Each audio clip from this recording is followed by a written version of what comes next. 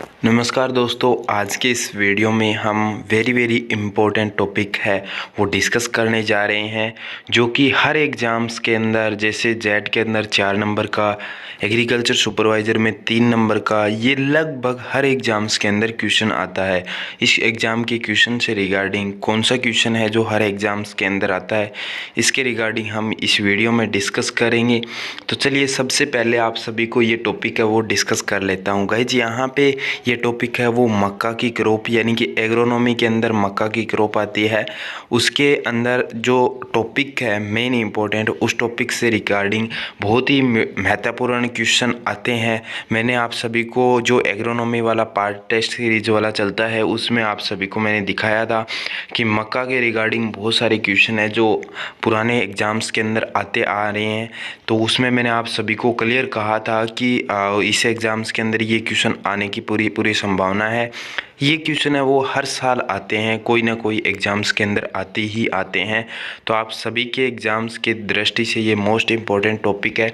तो सबसे पहले थोड़ा सा बेसिक क्लियर कर लेते हैं। जिया मेज इसका जो मक्का है उसका बॉटनिकल नेम है, और यहाँ पे बात करेंगे इसकी मक्का की कॉमन नेम। तो इसको common name Drosophila plant, queen of cereals, अद्भुत फसल, इस नाम से जाना जाता है। और ये जो मक्का की फसल है वो ग्रेमिनी या पोएसी कुल से संबंधित होती है, और इसका जो फल का प्रकार है वो कैरियोप्सिस कहलाता है। और सबसे ज़्यादा इसमें इम्पोर्टेंट ये है कि जो तेल की मात्रा है वो 4% पाई जाती है, और इसमें जो मक्का है वो ओपेक 2 या फ्लोरी 2 कहलाता है। यहाँ पे अब बात करते हैं सबसे इम्पोर्टेंट बात कि जो मक्का के अंदर जो यानी कि जड़ जमने की अवस्थाएं हैं वो अलग अलग होगी, हम इस पे डिस्कस नहीं करेंगे। सबसे पहले मेन इम्पोर्टेंट टॉपिक पे करते हैं, जो कि 3 नंबर, जैसे सुपरवाइज़र में 3 नंबर, जेट के अंदर 4 नंबर एग्ज़ाम्स का मोस्ट इम्पोर्टेंट टॉपिक है।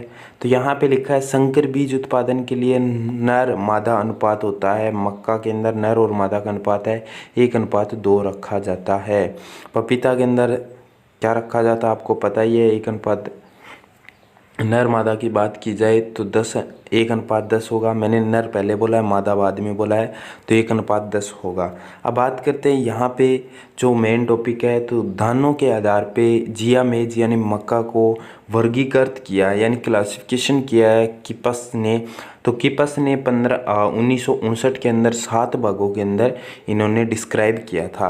तो अब बात करते हैं सबसे पहले कि डिस्क्राइब कौन कौन किस हिसाब से किया था। तो फर्स्ट में आता है डेंट कॉर्न।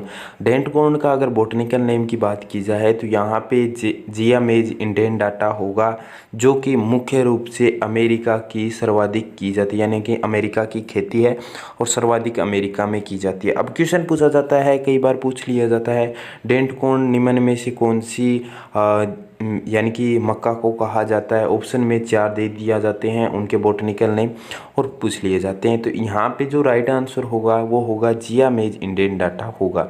अब बात करें सेकंड में फ्लिंट कॉर्न, जिसे जिया मेज इंड्यूराटा कहा जाता है। तो ये भारत के अंदर सर्वाधिक उत्पादित करने वाली मक्का है।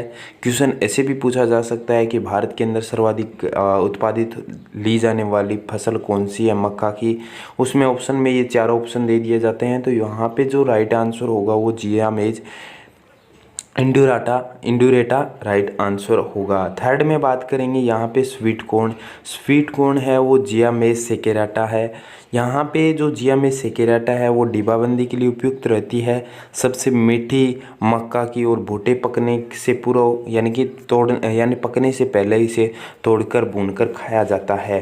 देखिए, यहाँ पे जो क्वेश्चन है वो ऐसे पूछा जाता है गाइस ज़्यादातर कि स्वीट कॉर्न है, जिसे अब जो पिछली भर्ती हुई थी 2018 वाली में, उसमें पूछ लिया कि जिया मेज या पॉपकॉर्न है, यानी क्वेश्चन उसमें ये था कि पॉपकॉर्न निम्न में से पॉपकॉर्न कौन सी मक्का को कहा जाता है। ऑप्शन में ये 4 ऑप्शन दे दिए। तो यहाँ पे जो जिया मेज है वो होगा, यहाँ पे बात करेंगे अपने जिया मेज एवर्टा होगा, यानी कि इवर्टा होगा, सॉरी एवर्टा नहीं इवर्टा होगा। पॉपकॉर्न का दूसरा नाम यानी कि बॉटनिकल नेम है वो जिया मेज इवर्टा।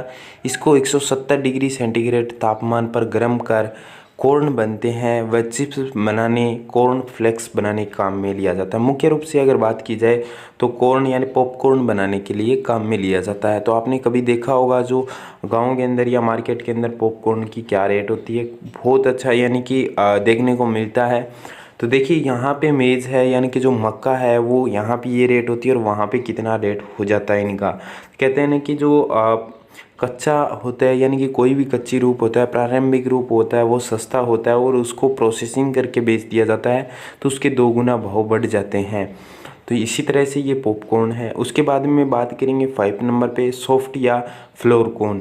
जो सॉफ्ट या फ्लोर कॉर्न है उसका जो बॉटनिकल नेम है वो जियामेज एमाइलेशिया होगा, जिसका दाना मुलायम होगा और आटा बनाने के लिए सबसे ज़्यादा उपयोगी होती है। यानी कि आपसे क्वेश्चन पूछ लिया जाए कि आटा बनाने के लिए सबसे उपयोगी जो मक्का की कौन सी यानी किस्म सबसे महत्वपूर्ण रहती है, तो यहाँ पे जियामेज एमाइलेशिया होगा। आगे बात करेंगे वेक्सिकॉर्न। वेक्सिकॉर्न है उसका बॉटनिकल नेम है वो है जियामेज सेरेटिना, जिसमें स्टार्च की मात्रा सर्वाधिक मात्रा में पाई जाती है।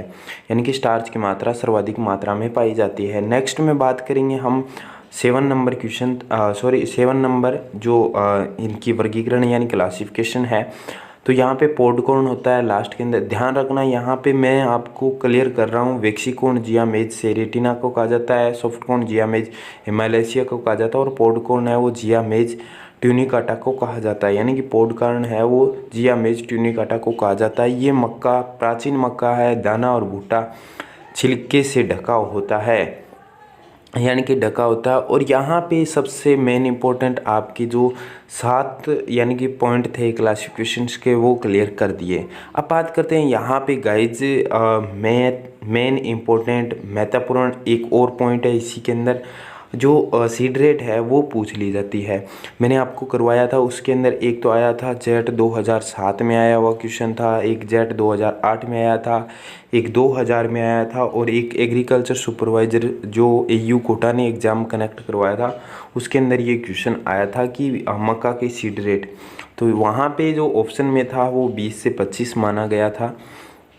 अब देखिए यहाँ पे गाइज जो मक्का की संकर मक्का की है वो 20 से 25 किलोग्राम, संकुल मक्का की बात करेंगे तो 18 से 20 किलोग्राम और चारे के लिए अगर बात की जाए तो 40 से 45 किलोग्राम की आवश्यकता होती है। देखिए अगर प्लांट की बात की जाए तो प्लांट है वो 66,000 प्लांट्स प्रति हेक्टेयर की दर से लगते हैं। अगर यानी कि डिबलिंग विधि से काम में लिया जाए तो 66,000 प्रति हेक्टेयर की दर से यहाँ पे काम में लिया जाता है। देखिए यहाँ पे दूरी है वो बहुत कम पूछा जाता है, सीरियस केस में पूछा जाता है, लेकिन दूरी भी इम्पोर्टेंट है क्योंकि मैंने 2 जेट के एग्ज़ाम में और एग्रीकल्चर सुपरवाइज़र एग्ज़ाम्स के अंदर ये दूरी पूछा गया था। तो आप सभी ये दूरी देख लेना ज़रूरी है। और आप सभी को ये पॉइंट कैसे लगा है कमेंट्स करके ज़रूर बताना। मिलते हैं नई वीडियो के साथ, नए अपडेट के साथ। तब तक जय हिंद, वंदे मातरम।